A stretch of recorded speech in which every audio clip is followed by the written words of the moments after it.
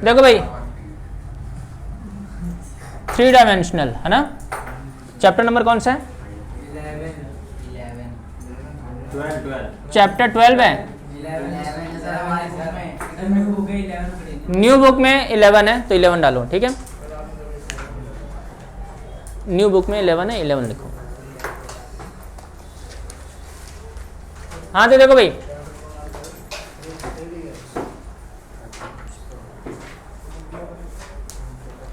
तो कोऑर्डिनेट, ये 3 डायमेंशनल जो है वो 10th से थोड़ा सा रिलेटेड है। 10th में हमने करा था ना कोऑर्डिनेट ज्योमेट्री। तो कोऑर्डिनेट ज्योमेट्री में 2 डायमेंशनल थे, X axis and Y axis.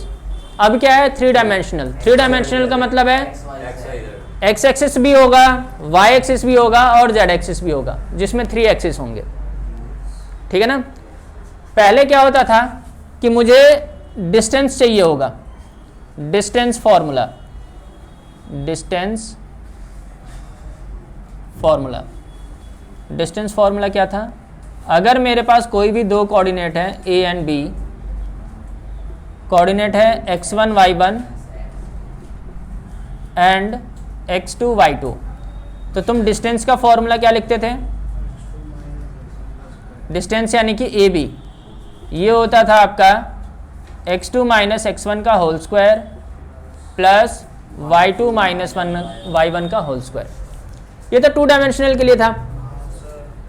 3 dimensional के लिए क्या होगा? एक और डायमेंशन आ जाएगा ना, एक और डायमेंशन आएगा तो एक और कोऑर्डिनेट आएगा, और वो कौन सा है? z axis. तो यहाँ पे क्या हो जाएगा? z1, और यहाँ पे क्या लिखोगे? z2। तो यहाँ पे एक और कोऑर्डिनेट आ जाएगा z2 माइनस z1 का होल स्क्वायर। बस समझ में आ गया ना? बस एक एक्सिस और आपको बढ़ाते जाना है। ये किसके लिए था? डिस्टेंस फॉर्मूला था। वैसे ही मिड पॉइंट फॉर्मूला है, ये पहला, ये सेकंड। मिड पॉइंट फॉर्मूला देखो क्या है, इधर देख लो एक बार। मिड पॉइंट फॉर्मूले में देखो क्या होगा। मेरे पास कोई भी 2 कोऑर्डिनेट हैं A and B, x1 y1, 3 dimensional है तो z1। यहाँ पे क्या हो जाएगा? x2 y2 और z2। ये है c मिड पॉइंट। c के कोऑर्डिनेट को आप मान लो x y एंड z, तो x हो जाएगा x1 plus x2 upon 2, y हो जाएगा y1 प्लस y2 अपॉन 2, और z हो जाएगा z1 प्लस z2 अपॉन 2। ये तो आपने 10th में करा है, x और y। z एक और एक्सिस डाल दो बस। तो मैं क्या बोल रहा हूँ कि अलग है, ठीक है। अब देखो इसके बाद आता है थर्ड वाला, सेक्शन फॉर्मूला। अब ये देखो सेक्शन फॉर्मूला क्या होता है। दिक्कत है? तुम किसी को मत बताओ, मेरा काम है बताना, तुम सिर्फ समझो बस। देखो ए एंड बी, ए के कोऑर्डिनेट x1 y1, 3 डायमेंशनल है तो z1। ये क्या हो जाएगा? x2 y2 and z2। यहाँ पे कोई कोऑर्डिनेट है c, x y and z, और रेशो दे रखा है m:n। रेशो क्या है? m:n। तो x क्या हो जाएगा? x हो जाएगा m(x2) plus n(x1) upon m+n। ये आपने 10th में करा है। y क्या हो जाएगा? my2 plus ny1 upon m+n। ये भी आपने 10th में करा था। बस ये आ जाएगा z, ये हो जाएगा mz2 plus nz1 upon m+n। Simple. z वाले के साथ भी ऐसे ही कर देना है, ठीक है ना। ये कब फॉर्मूला अप्लाई करोगे? जब c जो है ना वो इंटरनल होगा। इंटरनल यानी कि a और b के बीच में c कहीं पे लाई करेगा। अगर एक्सटर्नल हुआ तो बस, एक्सटर्नल का मतलब c जो होगा इधर कहीं होगा। मैंने मिड पॉइंट बोला ही नहीं है, सेक्शन फॉर्मूला अप्लाई हो रहा है। तो जब एक्सटर्नल है तो देखो फॉर्मूला क्या हो जाएगा x का, mx2 minus n x1 upon m minus n, बस माइनस कर दोगे। हाँ, तो मतलब c जो है ना वो AB को किस रेशो में डिवाइड कर रहा है, AC एंड BC, ऐसे, ठीक है ना। y क्या हो जाएगा, my2 minus ny1 upon m minus n, ज़्यादा डिफरेंस है नहीं फॉर्मूले में, इसमें प्लस है इसमें माइनस है। z क्या हो जाएगा, mz2 minus nz1 upon m minus n, ठीक है। लास्ट है फोर्थ, कोलिनियर अगर है तो क्या करोगे, देखो इधर मैं बता रहा हूँ, रिलैक्स चिल। अगर मान लो तुम्हारे पास कोई भी 3 पॉइंट्स दे रखे हैं, x1 y1 z1, ऐसे x1 y1 z1, x2 y2 z2, x3 y3 and z3। Collinear ये तभी होगा जब AB प्लस BC AC के इक्वल आएगा, यानी कि किसी भी दो का सम थर्ड के इक्वल आ जाए तो कोलिनियर हो जाएगा, ठीक है। चलो जल्दी से नोट करो फॉर्मूला। इसका भी फॉर्मूला नहीं, इस अरे भाई वो क्वेश्चन में मेंशन होगा ना, ऐसे थोड़ी पता चल जाएगा। हाँ, जल्दी नोट करेंगे फॉर्मूला और ये चैप्टर खत्म, बस यही फॉर्मूला अप्लाई है। 2-3 होंगे। अच्छा होमवर्क दे दूँ ये, पगलेट। अभी तो मजा आएगा, बस फॉर्मूला आसान है सर, इसमें मिसलिनियस है। हाँ जी सर, आसान किसका खत्म होते ही, जैसे ही खत्म होगा भाई खत्म होते ही मतलब एक डाउट क्लास होगी, क्या पढ़ेगा। अरे अभी तेरे को लेकिन ये अकेला नहीं आएगा ना, ये स्ट्रेट लाइन कॉनिक सेक्शन के साथ आएगा ये।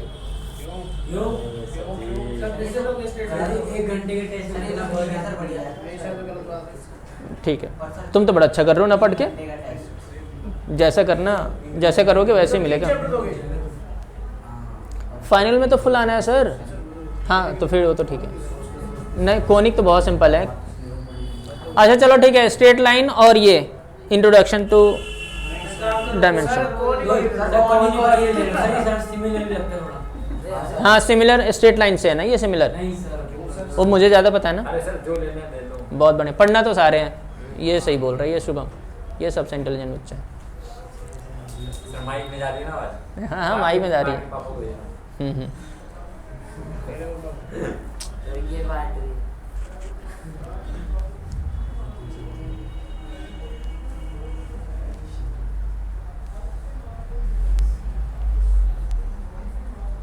क्या हो गया शिवांग को, क्या हो गया, सर टांग थोड़ी फ्रैक्चर टूट गया। टांग टूट गया। नहीं नहीं, अच्छा अच्छा, ये सही है। इसने बोला नहीं कि सर वहाँ वो जलने के लिए गया जा रखा है, ये सही है, मार दोगे तुम लोग तो ऐसे ही। ये रावण में गया था दशहरा दिन, वहाँ पे जब जलाते थे।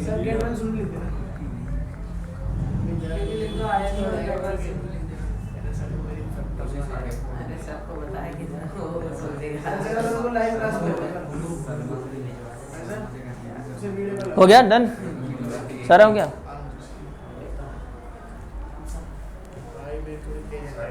तेज नहीं, ये पहले से लिख रहा था। अब रुक जाओ फिर, अब थोड़ा सा रुक जाओ फिर। अब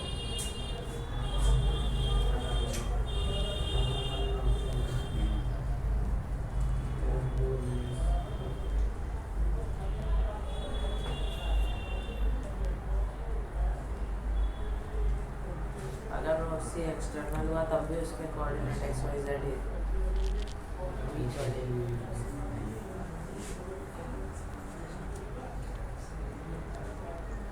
नई बुक में दिखाने जरा क्या क्या है।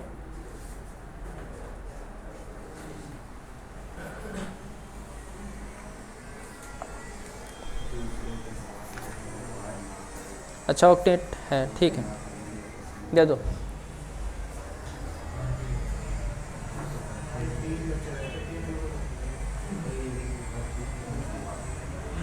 अच्छा 3 बच्चों में ही प्रॉब्लम हो रही है, उधर 4 बैठते हैं अंदर। अच्छा अभी भी 4 बच्चे बैठ रहे हैं अंदर तो कहाँ 10th वाले में।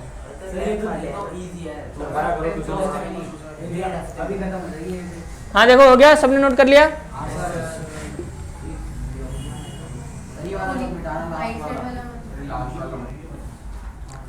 जल्दी करो जल्दी करो।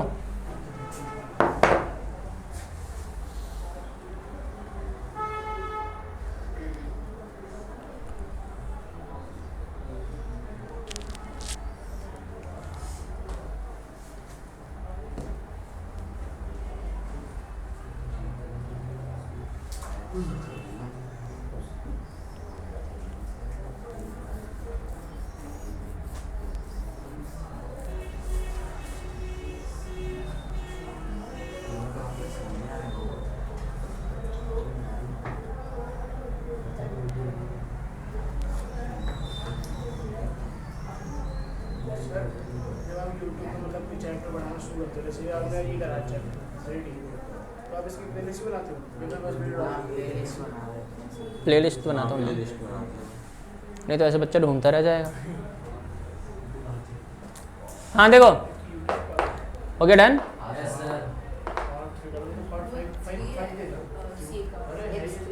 हाँ x3 y3 z3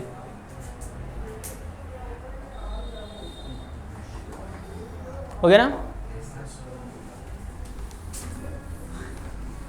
एक्सरसाइज 11.1 और पुरानी बुक में है 12.1, ये आप लोग खुद करेंगे। ऐसा क्यों है, इधर देखो, इसने बोला है कि अगर मान लो मेरे पास 3 एक्सिस हैं,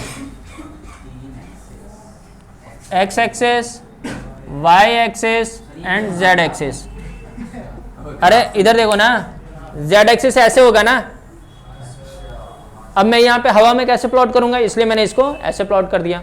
या किसी भी रूम के कॉर्नर को देख लो, x एक्सिस, y एक्सिस और z एक्सिस, यही ना। यानी कि इन सब के बीच में कितने डिग्री का एंगल बनेगा, 90 डिग्री के एंगल बनेंगे यहाँ पे, ठीक है। इस वाले प्लेन को हम क्या बोलेंगे, एक्स वाई प्लेन। क्या होगा ये, इसमें z की वैल्यू क्या होगी, 0। तो अगर तुमसे पूछा जाए कि आप equation of X Y plane बताओ, तो आप बोल देना ठीक है सर z इक्वल्स टू 0। जहां पे z की वैल्यू 0 होगी वो एक्स वाई प्लेन होगा। एक्स वाई प्लेन है तो x और y की वैल्यू तो होगी ना, समझ में आ गया। अब देखो जैसे मैं पूछूं कि equation of Y Z plane, x0 कर देना।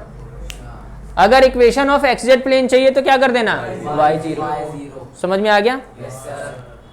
एक टेबल बना हुआ है, पुरानी बुक है जिसके पास, उसमें है पेज नंबर 270, ठीक है ना। हाँ नीचे वाली टेबल, हाँ ब्लू वाली है। हाँ देखो वहां पे क्या लिखा है, ऑक्टेंट्स लिखा हुआ है।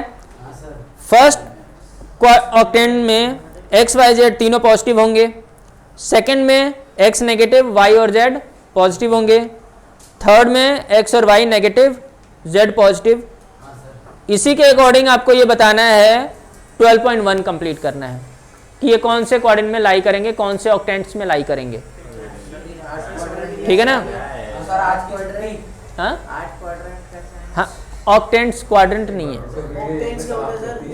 पार्ट्स इसके कितने कितने पार्ट्स में ये डिवाइड करेगा। अब देखो एक्सरसाइज 12.2, सर आज ही मैं दूसरी वीडियो बना दूं, इसे काट के 12.2 ऐड करके। नहीं ना ठीक है। इधर देखो भाई, नेक्स्ट एक्सरसाइज, अरे प्रांजल जल्दी खत्म हो जाएगा फिर ऐसे। तो तुम्हें कितना टाइम चाहिए इसमें, चाहिए टाइम सर अगले मंडे होना चाहिए टेस्ट, या संडे। आप लोग स्ट्रेट लाइन की रिवीजन करना शुरू करते हैं बस, इसमें कुछ भी नहीं है, इसमें रिवीजन करने की भी जरूरत नहीं है। सर टेस्ट भी मतलब सर सर फीस लेते तुमसे। देखो, टेस्ट और स्कूल में भी फीस देते हो। स्कूल वाले फ्री में थोड़ी पढ़ाते हैं, ईवीएस में हो तो ज़्यादा लेते हैं। कोई क्लास में नहीं था। क्या, फ्री में पढ़ते हो स्कूल में? अच्छा, हाँ EWS, सॉरी EWS।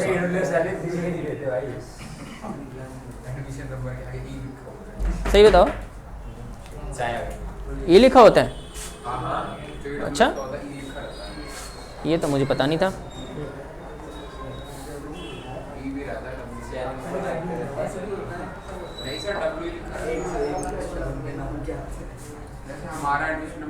तुम्हें नहीं? अरे ये देखो मना कर रहा है सर, सर मैं नहीं पीऊँगा। ऐसे ऊपर से पकड़ना, नहीं तो हाँ जल जाएगा ऊपर। ये देखो, ये तो मुंह में ले लेगा। सर 20 में डिफरेंस होता ये भी। नॉक करके पूरा दे रहा है।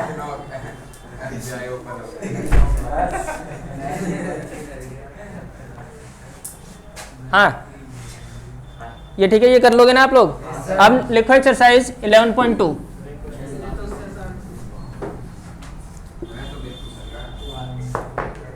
11.2 में बोला हुआ है find the distance of the following pairs of points. पहला क्वेश्चन है, फर्स्ट का फर्स्ट पार्ट मैं बता रहा हूँ, कर लेंगे। रिलैक्स चिल, मुझे भी पता है आप लोग कर लोगे, बहुत इंटेलिजेंट हो। सर जो आता है वो मत करो। सर सेकंड में कर लेंगे। सर 4 वाला पार्ट करके दिखाओ। 2 3 5 एंड अभी कर देता हूँ 4 3 1। ठीक है, ये मान लो A है, इसे मान लो B। ये है x1 y1 z1 x2 y2 z2। अगर क्वेश्चन नंबर 1 में चारों पार्ट में ना यही फॉर्मूला लगना है, कोई और फॉर्मूला नहीं लगना, सिर्फ कोऑर्डिनेट चेंज होंगे। तो इधर देखो ए बी कैसे निकालोगे आप लोग? इसका आंसर 20 आएगा। 20 आएगा। रूट 20। रफ्तार में एकदम पीछे पलट के इधर देखो भाई, अरे मैं बोल रहा हूँ कि इधर देख लो एक बार, तुम लोग बात करने में लगे हुए हो।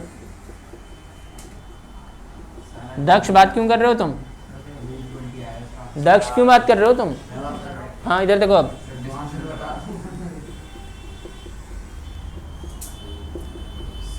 ये हो जाएगा 4 + 0 + 16। ये तो आ गया √20 यूनिट्स। या तुम इसको ऐसे भी लिख सकते हो 2√5। सर वैसे अगर नहीं लिखेंगे तो मार्क्स नहीं बैठ सकते। ना ना देखो टीचर क्या चाहता है कि आप सिंपलेस्ट फॉर्म में रखें। सर ये आता कैसे, मेरे को समझ ही नहीं आया। क्या? ये गलत आता है। देखो दक्ष कैसे आता है।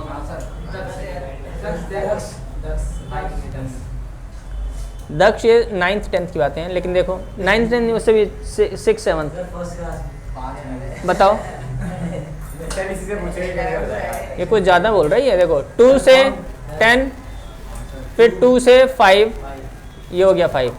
यानी कि √20 को आप ऐसे लिख सकते हैं 2 × 2 × 5, यही ना? ये पेयर बन गया, पेयर बन गया, ये बाहर चला जाएगा, जो पेयर नहीं बना है रूट के अंदर रहेगा, खत्म। अच्छा ऐसे होता है।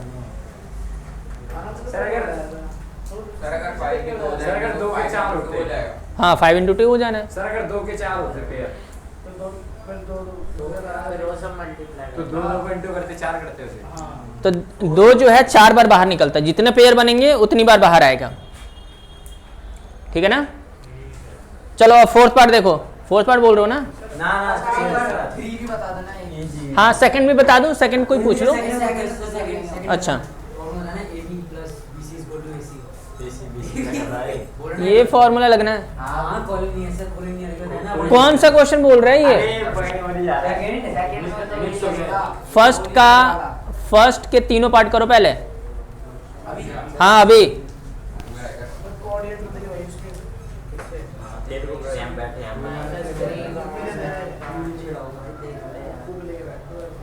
भाई मैंने तो बुक नहीं ली छुई देखा भी नहीं कुछ है। टेंथ का टेंथ करने में मना हो गया।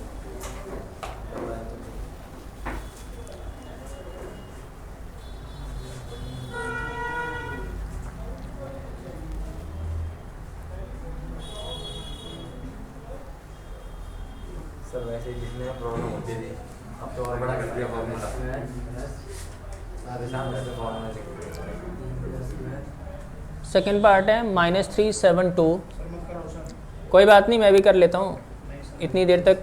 अगर तेरी नियत में खोट नहीं होगा तो नहीं देगा 2 4 -1।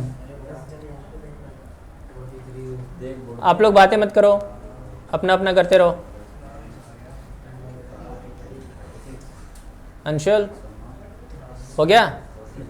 443 बातें कर रही है लड़का। मेरा पहले प्रांजल, एक ही चीज़ मैं कितनी बार बोलूँ? क्या तुम मंदबुद्धि हो? फिर भी तुम मंदबुद्धि हो। मैंने हाँ बोल रहा है,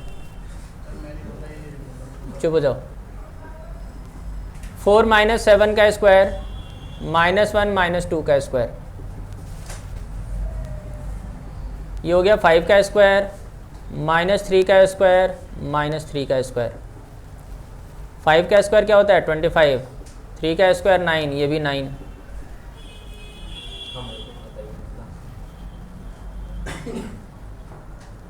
ये तो 43 आ गया।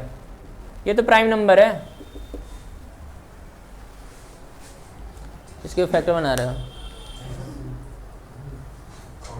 क्या हो गया अंशुल? क्या हो गया? ध्रुव गुदगुदी कर रहा है तुम्हें? इतनी हंसी आ रही ना इस लड़के को। सही बोलते थे तुम लोग, यही हंसाता रहता था। हाँ आप सर आपने बिल्कुल सही बोला। अच्छा, आज मैं कमल सर को भी बोलता हूँ एक बार कि सर यही लड़का है, कोई भी हंसे इसी को बता देना एक। इसको अंशुल को अरे ये हंसता रहता है अंशुल। 19 क्लास में सर किसी का स्कूल में नहीं सीखा सर।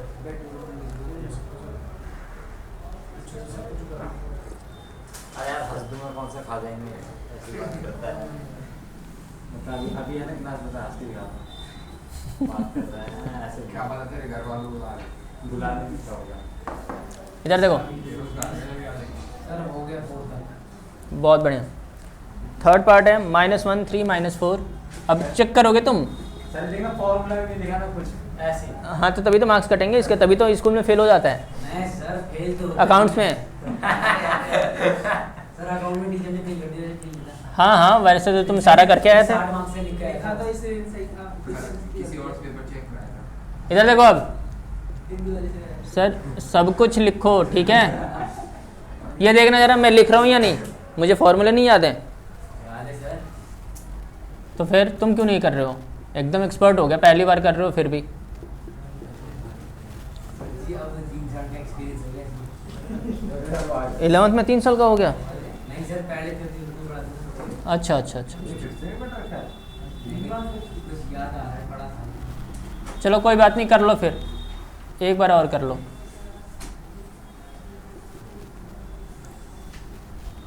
वन प्लस 1 का होल स्क्वायर -3 का होल स्क्वायर 4 + 4 का होल स्क्वायर, यही ना? 2 का स्क्वायर -6 का स्क्वायर एंड 8 का स्क्वायर। 2 का स्क्वायर क्या होता है? 4, 36, 64। ये तो 104 हो गया। अरे फैक्टर बनेगा ये? 2√26 बहुत बढ़िया, 26 यूनिट्स। ये थर्ड पार्ट था।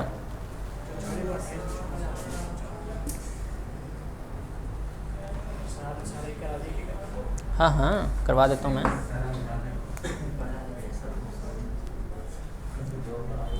फोर्थ पार्ट देखो, 2 - 1 3 -213 -2 इसका आंसर आएगा 2√5। और ये दक्ष पता नहीं क्या हो गया आज इसको। पीछे से देखिए। बहुत बढ़िया। मैंने बताया। अच्छा x2 - x1 का whole square plus y2 - y1 का whole square plus z2 - z1 का होल स्क्वायर। -2 - 2 का होल स्क्वायर 1 + 1 का होल स्क्वायर 3 - 3 का होल स्क्वायर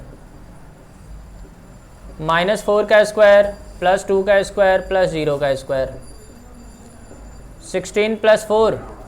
अरे तो √20 ही आ रहा है। 2√5 यूनिट्स। सर जब तो मैंने आता है फर्स्ट वाला कर दो फोर्थ वाला कर दो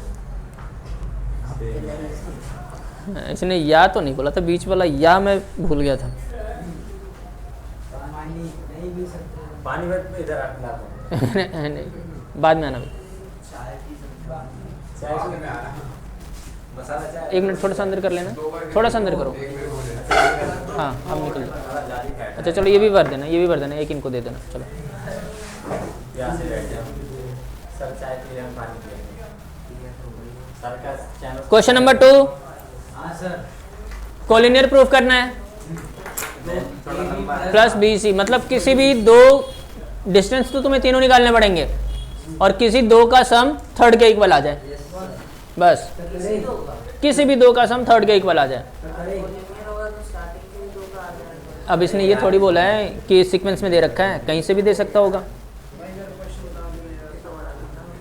अबे इतना आसान क्वेश्चन क्या करना नहीं, अगर आगे पीछे मैं आगे पीछे। अरे तो तभी तो मैं बता रहा हूँ ना, तो मैं तरीके बता रहा हूँ ना तुम्हें। सर एक चीज पूछनी थी। पूछो।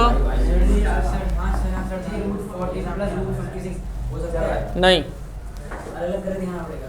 हाँ क्वेश्चन नंबर 2। क्वेश्चन नंबर 2 में बोला है शो दैट द पॉइंट्स -2 3 5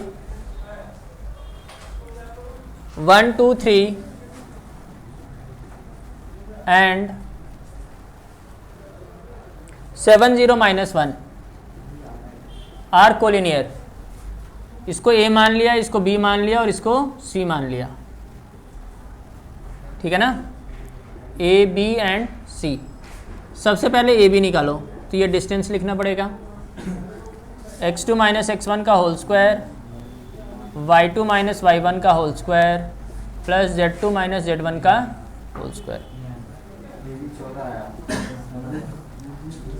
ये क्या हो जाएगा 1 + 2 का होल स्क्वायर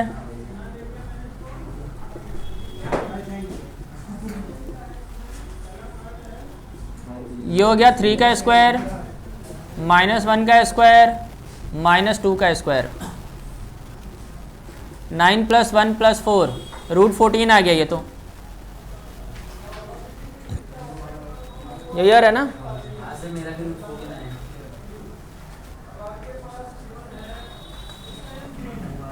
अब देखो BC फाइंड करते हैं। ये हो जाएगा 7 - 1 का होल स्क्वायर 0 - 2 का होल स्क्वायर -1 - 3 का होल स्क्वायर 6 का स्क्वायर -2 का स्क्वायर -4 का स्क्वायर 36 + 4 + 16 √56 यानी कि 2 √14 आएगा। आएगा ना। अरे अरे हेमंत जी आगे देख लो थोड़ा सा। नहीं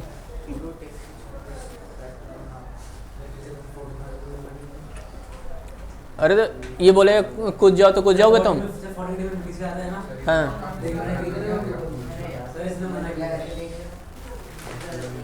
बिल्कुल सही, ऐसे ही बताना चाहिए बच्चों को जो पूछते हैं। अब देखो AC 7 + 2 का स्क्वायर प्लस 0 - 3 का स्क्वायर -1 - 5 का स्क्वायर, यही ना।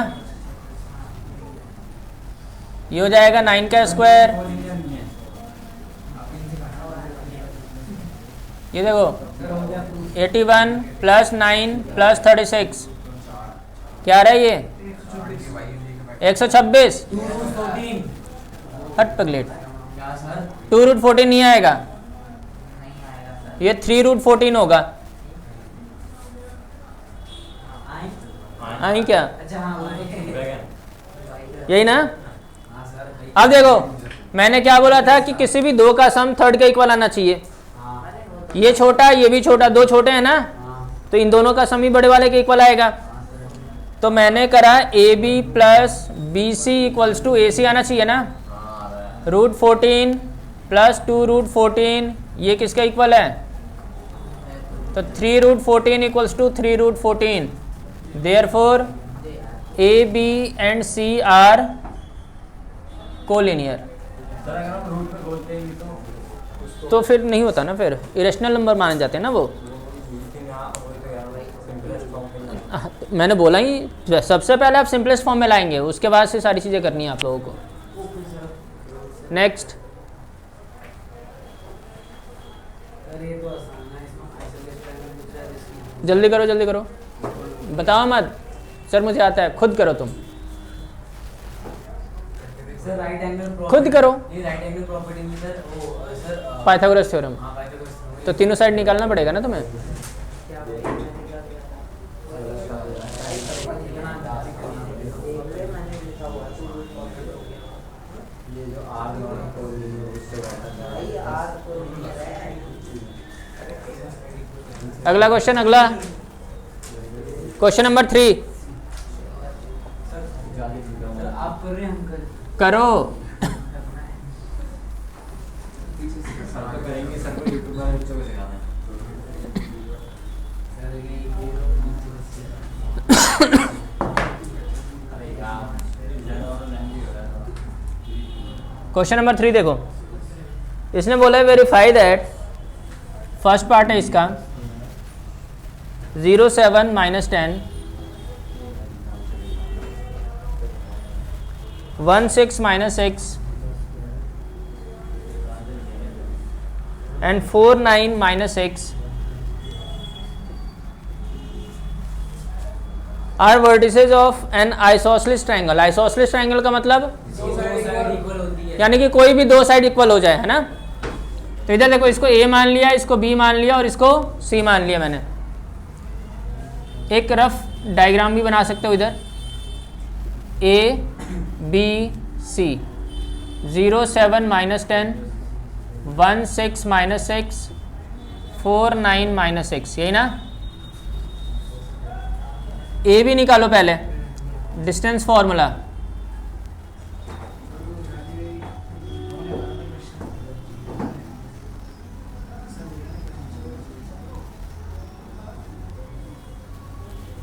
ये हो गया 1 - 0 का स्क्वायर 6 - 7 का स्क्वायर -6 + 10 का स्क्वायर, यही ना। ये हो गया 1 का स्क्वायर -1 का स्क्वायर +4 का स्क्वायर 1 + 1 + 16 √18, यानी कि 3√2 आ गया। ठीक है,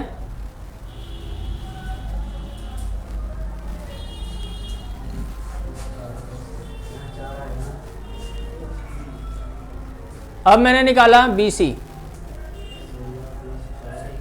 1 - 4 का स्क्वायर 6 - 9 का स्क्वायर -6 + 6 का स्क्वायर सर ये भी 18 आ गया। -3 का स्क्वायर +-3 का स्क्वायर, ये तो 0 का स्क्वायर हो जाएगा। अरे ये तो 9 9 18 आ गया भाई, सेम हो गया सर। 3√2। थर्ड वाले चेक करना पड़ेगा नोट। नहीं, अब क्यों चाहिए, सर क्यों, अगर वो भी इसने बोला है वो आइसोसेलेस ट्रायंगल होनी चाहिए, शो करने के लिए बोला है ना। BC है, AB equals to BC. अगर बाय रूट अच्छा, वेरीफाई करने के लिए बोला है, ठीक है। फिर AC भी चेक AC भी निकालो, फिर वेरीफाई बोला है भाई। देखो ये हो जाएगा 4 - 0 का स्क्वायर 9 - 7 का स्क्वायर -6 + 10 का स्क्वायर +2 का स्क्वायर +4 का स्क्वायर, ये तो ज़्यादा आ गया। 16 + 4 + 16 √36, यानी कि 6 यूनिट्स, है ना। तो यहाँ पे लिखो AB = BC and not equals to AC, therefore ABC is an isosceles triangle। ठीक है,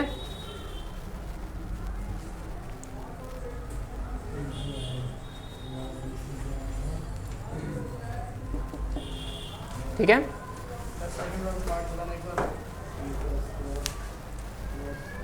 right angle triangle, right angle triangle में तीनों साइड्स फाइंड करने हैं और पाइथागोरस थ्योरम अप्लाई करना है। हाँ क्या पॉइंट्स, तीनों कोऑर्डिनेट क्या पूछ रहे हो। ये रिकॉर्ड ही पता नहीं क्या दिख रहा सर ये ये दिखता है मेरे को अब इसको दिखता है। कोई बात नहीं, ठीक है। पहले सर मैं देखना सर लिख देते हैं। हो गया, रब कर दूं इसे।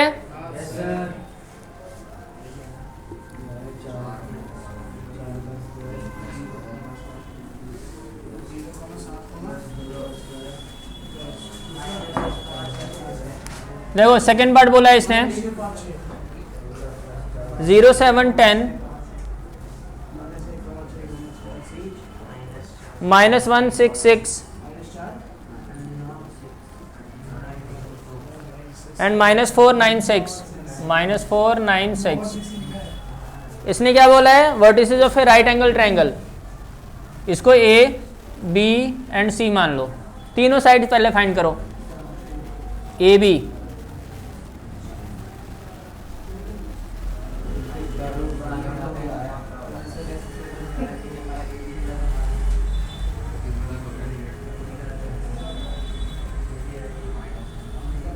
इधर देखो भाई,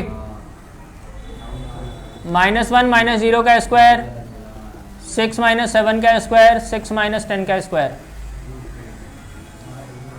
-1 का स्क्वायर, -1 का स्क्वायर, -4 का स्क्वायर, √18। तो ए बी आ गया तुम्हारे पास 3√2 यूनिट्स। अब बी सी फाइंड करो। -4 + 1 का स्क्वायर, 9 - 6 का स्क्वायर, 6 - 6 का स्क्वायर। इसका भी √18 आ रहा है क्या? हाँ सर √18 ही आ रहा है सर।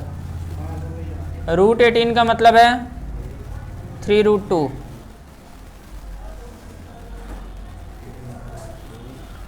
अब ए सी फाइंड करो। आ रहा है 6। हाँ ठीक है, फिर तो 6 आ तो गया, ठीक तो है।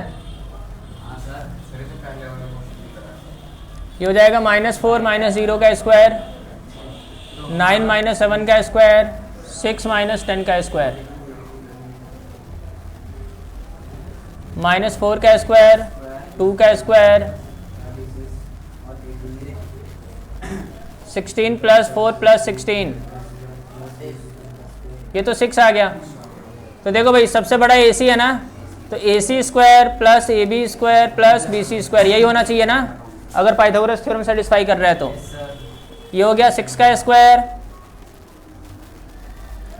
सर √18 का स्क्वायर। चलो √18 का ही स्क्वायर लिख लो और इसको भी √18 का स्क्वायर लिख लो, ठीक है ना। 36 18 + 18, ये तो सेटिस्फाई कर गया भाई। Yes sir. Therefore A B C is a right triangle, right angle triangle.